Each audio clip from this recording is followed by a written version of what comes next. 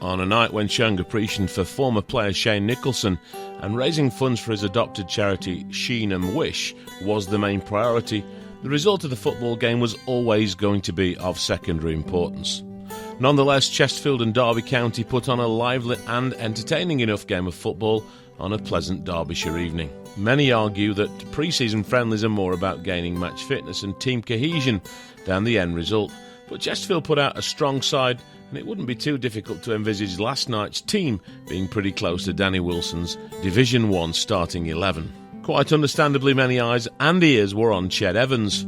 The Welshman was making his first Pride appearance and enjoyed a markedly warm reception from a decent friendly match attendance. There were also encouraging signs in Ched's performance.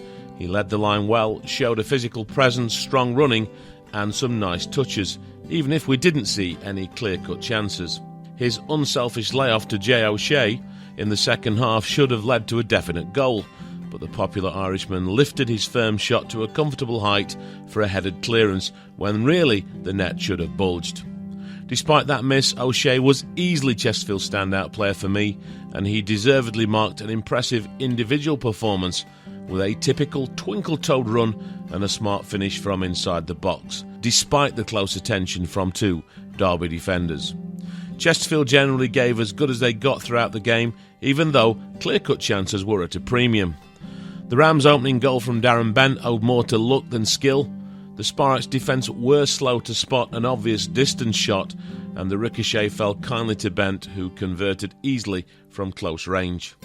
The Rams' eventual winner was a towering far post header from the tall Farron Rawson, a high corner to the back stick that should have been better defended by the Sparrites.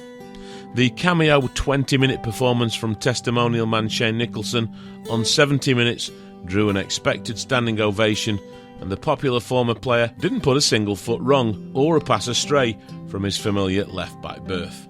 There were particularly and encouraging performances from goalkeeper Ryan Fulton, and right-back McGinn looked solid enough. Bolly Aribi again showed that he's going to be a fullback's nightmare as he beat the Derby fullback at will, even though improvements are definitely needed to his final ball into the box. If there is one lingering doubt about the balance and options within the Chesterfield squad, it probably involves the central midfield berths. Gary Liddell and Conor DeMeo both looked fit, energetic and combative, but the playmaking passes that a competitive midfield needs for a challenge on the summit were not overly evident throughout the midfield on the night. As the season fast approaches, Danny Wilson is likely to take more positives than negatives from this positive performance, and the night will ultimately be remembered for the respect shown to popular former player Shane Nicholson. The game finished Chesterfield 1, Derby County 2. An alternative perspective on our local sporting clubs. You are listening to Elastic FM Sport with David Lilly.